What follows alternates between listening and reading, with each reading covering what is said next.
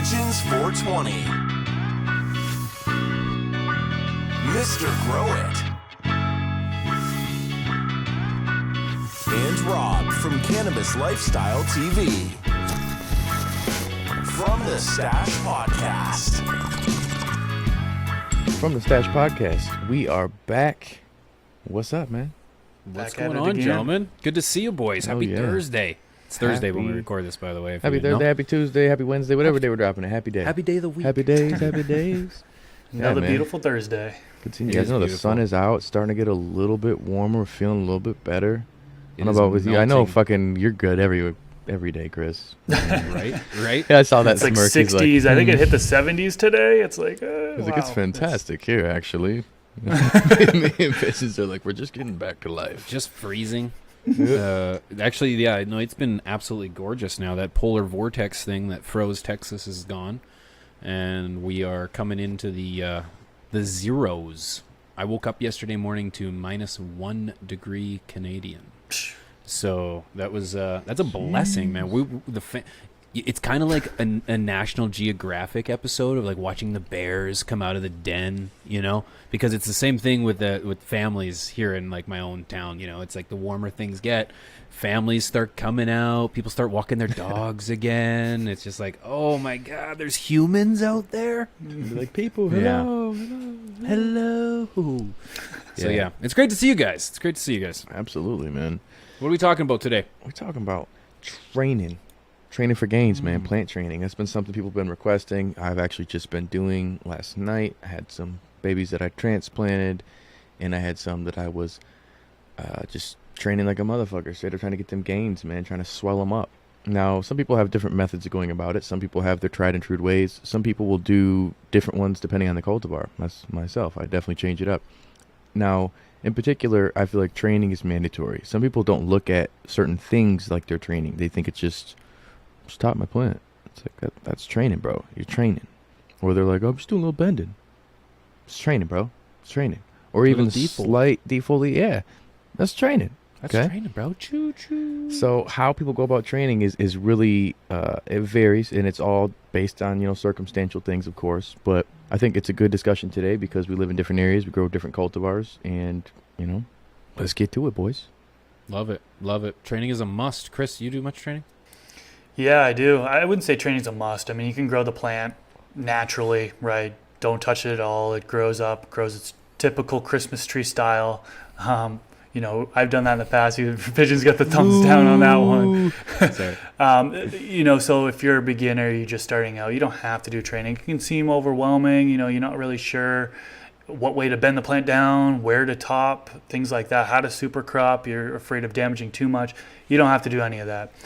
You could just let the plant grow naturally, right? But for those that do train, you can get rewarded pretty heavily, with larger yields, more even bud structure across the plant, so on and so forth. There are benefits.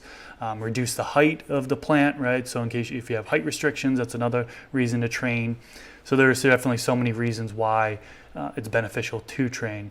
Now, I do like Rob touched on briefly, is a variety of things depending on the cultivar, right? So for longer, stretchier strains, maybe it's like an OG strain, for example, that's longer internodes. It's in its genetics. I might top the plant so that way the branches kind of shoot out more on the sides and keeps that height low. While I have other plants in the tent which may not be growing as fast. So it's really dependent on how the plants in my tent all grow kind of together in a sense, to whether I top or just pull the branches down for low stress training and so on and so forth. Good point. Yeah, good point. The two reasons, either you want to increase yield or you need to manage your environment. That would be the two reasons I'd be training my plants. And then again, of course, control. I like to have control over my environment, which means a heavy defol when it comes. Well, not necessarily a defol, more of like a lollipop. To take the lower. In my opinions, you play the 2/3 game. I like to remove the bottom 2/3 of the plant and really just keep the top third, the colas, the fat buds, if you will. But if you don't have much for space, you got to keep it low. You got to keep it, narrow. Training is definitely important. I'm a huge proponent of training. I remember the very first time I topped one of my plants was my very first plant that I successfully grew from beginning to harvest. And the paranoia, the anxiety that I had that just struck when my buddy was like, yeah, you just chop the top off. I was like, I chop it? And he's like, yeah, you just chop it. I was like, do I clone it? He's like, you can. I was like, So I did, and it was incredible to see just how fast that growth was created from underneath and how much it sprouted up. And then compare that today, where I don't do any topping. I just do maintain a good low canopy with a lot of bending and tying and everyday training. But training. Yeah, I mean that's kind of a lot where I've switched gears to, mainly for the cultivars I have. I've done a little bit less of the lollipopping. I still do defoliation, but oftentimes earlier on, if I've got a real bushy, just gangly looking cultivar, I'll do some work then. I've got this 11 Roses that she's so leafy. It's just ridiculous. I mean, she's great smoke. It's the only reason she sticks around. But her growth is a little bit more like low and squatty earlier on until I strip away a lot of those leaves. I don't have to do that with a headbanger. I don't have to do that with Wi-Fi. I don't have to do that with any of the other cultivars I have. But that one in particular, I got to do a lot of defol early on. So I'll usually do that, and then I'll go right into low stress training. I used to do a lot more topping, but I see quicker overall veg times, like quicker turnaround times overall with low stress training because I don't have that recovery. So sometimes, depending on the cultivar, I will top. I just did topping with, they call it Scooby-Doo. It's Ghost OG crossed with 4DD from People Under the Stairs Genetics. Shout out to Seacoast Stash Box for that one. And I think that one probably could have been low stress trained too.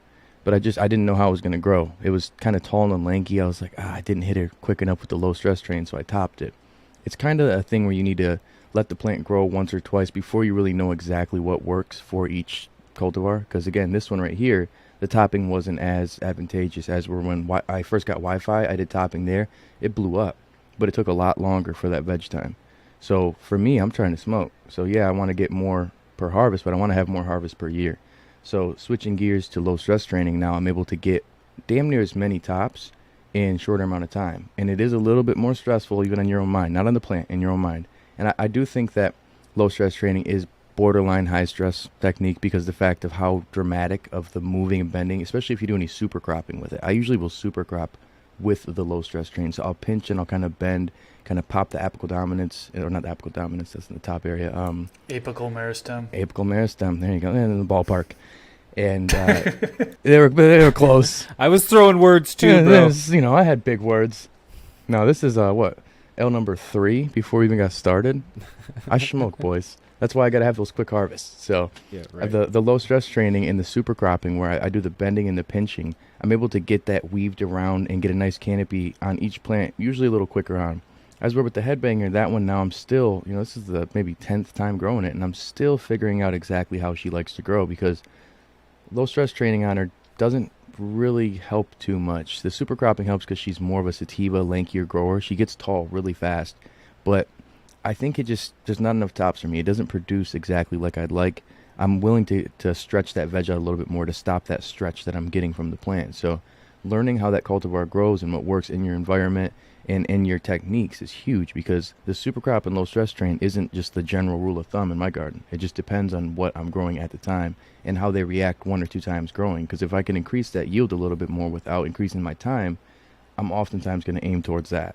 I don't know about you guys. Do you sacrifice some time for training? Would you take more veg time out of the grow, like quite a bit, or like is there a fine line for you guys?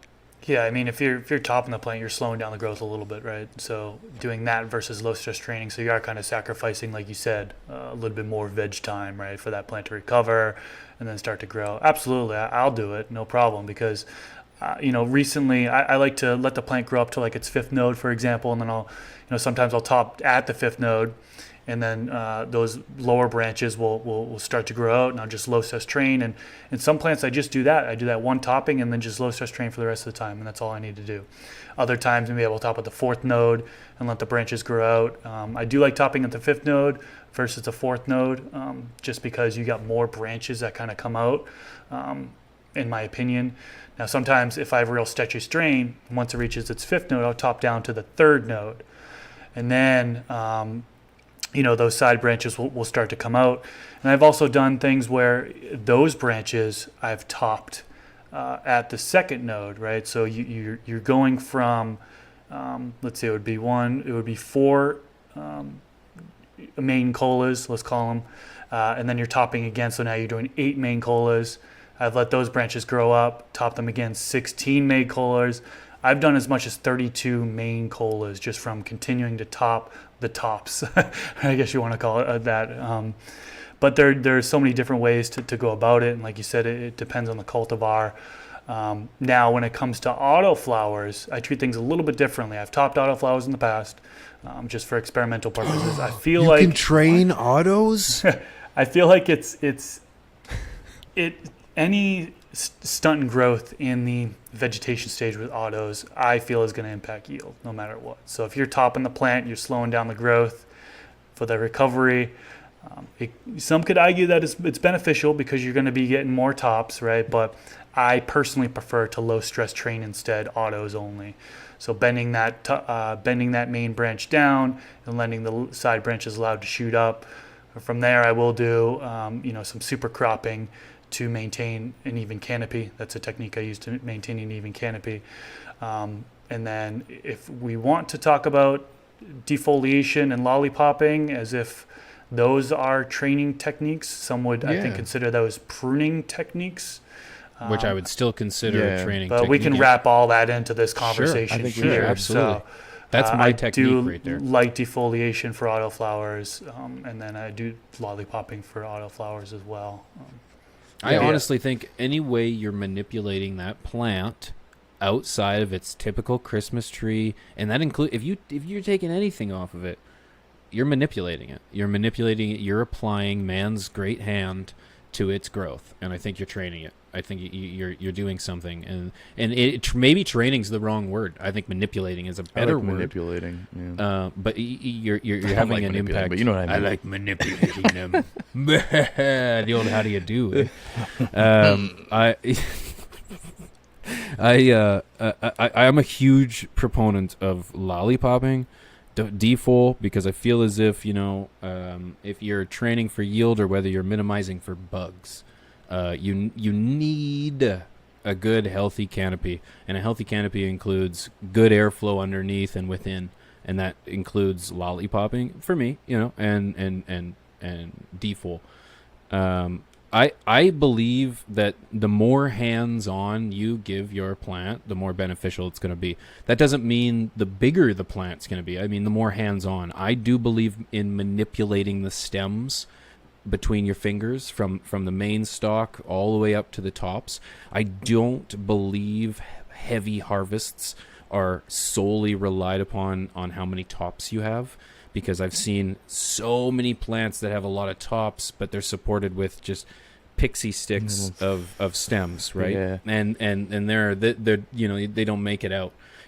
You want big, healthy stems. Now, I don't know the science behind it, but you're breaking that Buttercup patolini? What'd you call it? Yeah, that you guys understand what I'm talking about. You guys know what it is. You got to break that, right? And you're gonna. I like to break it all the way up. It's hard to. I like to break it all the way up from beginning to end. That way, you're like it's gonna get a little more robust, and then therefore it's gonna send more nutrients through that stem up to your bud. So topping alone isn't it, but I do believe getting your hands on, manipulating those stems, bending them, twisting them, getting them thick, getting those girls big, giving them the old how do you do. Yeah, I think it's a variety of things. Some people just say they do one thing, but then they don't look at the fact that, again, defoliation, in my opinion, and obviously a couple of our opinions, is manipulation. I think, again, anything you're doing to try to change the way the plant grows, it's training it to act in a certain way. So with that being said, some people will do early on defoliation like I do. Some do late. I do it kind of periodically, depending on if I can tuck those leaves, I'll tuck those leaves. If I can't, if they're covering up a bud site, then they're gone. I'm just going to, even if it's a big one, I don't care. It's going to be gone. If I can't tuck it, I got to remove it. And it depends on those bud sites. That's where it comes down to if I'm low stress training or if I'm topping or fimming and I'm letting it grow up taller. Because in that case, I'm having that canopy that, even with the light penetration, regardless, if I've got a very solid, even canopy, that bottom area is going to be larvae, nothing bud.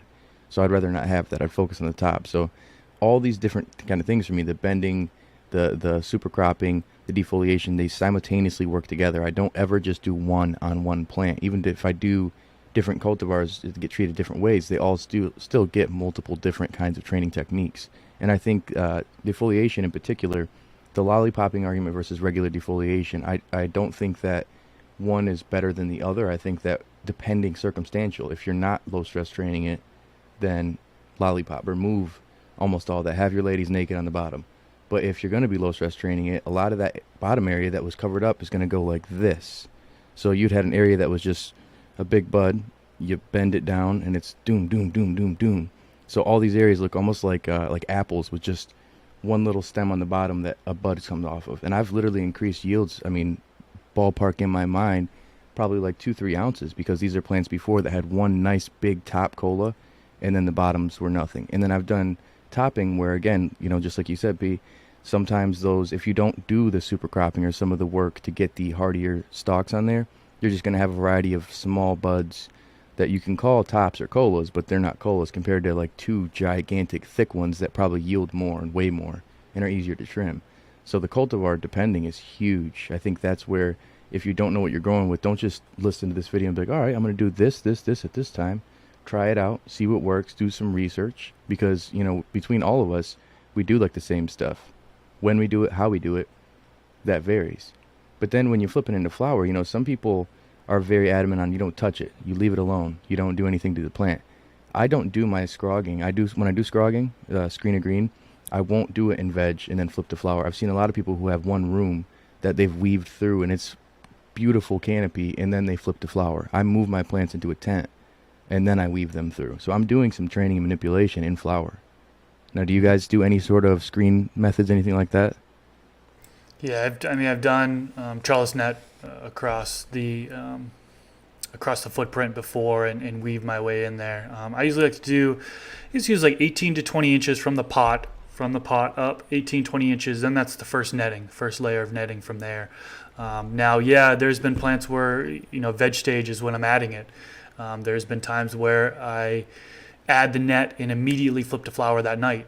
And then for the stretch period, right, the 14 days, 21 days that the plant continues to grow upwards, it has that chance to continue to weave through the netting, and I can tuck down for the first week or so, and then I'll just let it grow straight up for the last, 14 days of stretch or whatever, and then it grows buds from there. But yeah, there's different ways to go about it as far as when to add the net, when to stop weaving things through. Because if you're weaving things through and continuing to bend down all the way up to like day 14, day 18, well, then it stops stretching at day 21-ish, roughly, right, depending on the cultivar.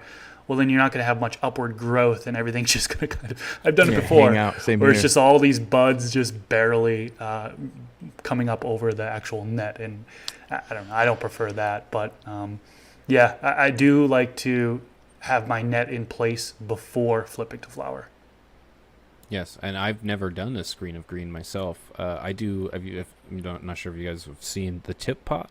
Oh yeah. I dig that. Yeah, that's the closest thing. Shout out to them. Yeah, they've been around on my channel for a while, and it's just one of those. It's one of those things that I've really enjoyed to use. But anyways, I do believe in training in flower, and kind of like you said it, you've got 21 days to deal with. In terms of how that stretch that's going to happen. And I don't use a screen or a net of any sort. But what I do recommend is it's kind of that rule of thumb of 3rd week training in flower. That's that 21st day, and that's typically. Now I'm using these numbers as if you can like, oh shit, okay, Pigeon said day 21. I've got it. No. These are going to depend upon. I don't use the word cultivar, but it's going to be strains. Dependent upon your cultivar or your strain. I do believe in defoling as well up until that point. A week 3 train in flower, like it's just what I call it, a week 3 train. It's just that's when the time stops, and then I kind of refer to it as no touchy after that, because up until this point you are so hands-on with the plant that now you just back the fuck up and just let her do her thing, because everything you have done is now putting itself to work. And yeah, I do believe in training in flower. A lot of people say no, but there's a time, that stretch, you need to maintain that stretch.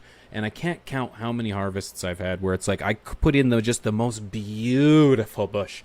Oh, got it into the flower room, and then within the she's just Bertha. She's everywhere. She's sagging to the left. She's sagging to the right. She's burning in the light. I'm like, oh my God, you were beautiful. What happened? I didn't contain that stretch. I didn't maintain it. And so, yeah, I do believe in taking care of that. When it comes to lollipopping and defoliation around the stretching period, around flipping to flower and stuff like that, I really prefer to let my plant grow all the way up until I'm ready to flip to flower and I'm doing the training, low stress training, topping, so on and so forth. But when it comes to lollipopping and defoliation, I try not to remove any leaves at all as much as possible. Ideally, I would get all the way up until day 21 and stretch and only do one lollipopping and one defoliation. Now, there are going to be cultivars where it's just too bushy. It's much more beneficial in order to do the pruning and lollipopping like before you flip to flower, evaluating around day 7, evaluating around day 14, or evaluating around day 21, and then continuing to pluck off. But if I can get all the way up until day 21 without removing any leaves, yeah, save myself some work. And yeah, that would be great. But normally for most of my cultivars, I'm talking about like 80% plus, I'm doing lollipop and defoliation right before I flip to flower. And then I'm also doing it on day 21. Now sometimes I'll do it on day 7 and 14 of flower, but if I can avoid it, I do, because I don't want to slow down the growth as much. And those leaves are solar panels, right? Those are what's bringing in the energy. And so, yeah. That's like I said, if you can tuck it. Right. We're tucking. Yep, I use that a lot. We're using the word defol very loosely here. There's in veg, like you're right. A defol, I don't really defol. You remove anything that might be, say hazardous to its growth. Something that's like sagging in the soil or touching when you water, and it's a pain in the ass. I don't believe in a leaf that's sitting on top of another. You tuck that. You don't get rid of it. You just tuck those ones. So yeah, using the word defol really really loosely here, but majority of it is a prune. But I do heavy training, typically all the way through veg. So like within the first 3 nodes, I've got that girl bent over, and I am keeping what I want and getting rid of what I don't. I want minimal in terms of like vegetation for bugs, but you're right, these are solar panels, and I've seen people that have like stems and tops. There's no leaves at all. And I'm curious how those survive, but yeah. I've seen that a few times where I'm like, what the fuck happened, man? You got pests? They're like, no, just defol. Like, oh, holy shit, just de-plant. Right. That's insane, man. And I guess to each his own, and sometimes that's the thing too. So I will do, it's not even plant training at that point, but I will do a defoliation at like week 7 or 8 in flower, like when my plant's finishing off and it's pretty much done. And most of the yellowing, decaying leaves that aren't pretty looking and cool for, B-roll, the photo, they're gone. Yeah, right. Because I'm going to be trimming you soon. You've gotten everything out that you needed, and it's finishing off. So, girl, you getting a haircut. You get your hair did, like Pete, feeling hot, chopping the sides. You know what I'm saying? Feeling good. I think that's really, again, personal preference. I'm a one-man show when it comes to trimming. I don't have the team. Thank God I got the Trim Daddy. Big shout out to them. Not sponsored. Hey, should have had that on here. But yeah, it's kind of a preference, honestly. That's not really training the plant per se, but that's the only other time I'll really defoliate. I'll really remove a mass amount of leaves. But anytime I can tuck them, I do that. That's another reason why I've tried to do the low stress training over the topping, is because I'm getting more of that plant bent, and all that bottom area that I just remove, it's usually pretty good now. But the problem is I have a lack of areas to take good clones from. So I'm like, oh well, shit, that's a viable place now. I don't really want to cut you, but sometimes you got to sacrifice it, to keep them. Rarely I'll do a defoliation around day 45 of flower, right? That's usually a few weeks before, like an 8-week strain. That's usually a few weeks before. Do a defoliation if I feel like I need to get in there, so some of the light can get down to those lower bud sites, help ripen those trichomes, right? Light degrades trichomes. I'll use that loosely, but that's one thing that contributes to the turning of the color of the trichomes, right? So I'm getting that light deep down in there can help with ripening, right? And some people do partial harvests where they just harvest the top colas, then let their bottom colas ripen, and so on and so forth. But very rarely I'll do a defoliation around day 45 towards the end of flowering, so those final weeks, potentially ripens those bottom colas a little bit more. I think that kind of points on like the point of training or manipulating your plant. You're doing it to work for you. You know what I mean? Like whether you're doing it week flower to ease your harvest, whether you're doing it week 45 or week 45, day 45 to as you mentioned, Chris, or whether you're doing it at week 3 to maintain your bugs. You're doing this to manipulate this plant to work for you.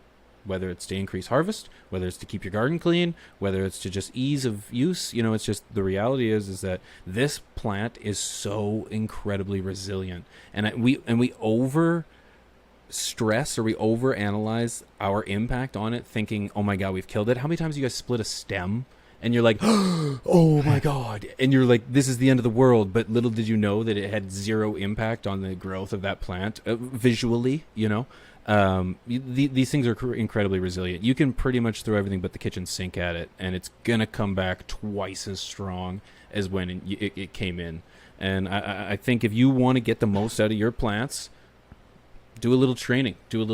If you are new, I do think take it slow. Get the fundamentals underneath yourself before you start manipulating something that you don't know very much about. I think it was a good point for you to mention that at the top of the show, Chris. Yeah, and we all got videos covering that. These videos will be back soon, if they're not already back, depending on when you're watching this. Should have them over on watchcltv.com real soon. Otherwise, the backup channel, I just saw some videos there. And there's that dickhead Scott who's got your videos out there as well. So yeah, I saw that. Yeah, I saw. He's been around for years, man. Yeah, hey, I guess it's almost like a toast. Yeah, it's like, hey, the pigeons.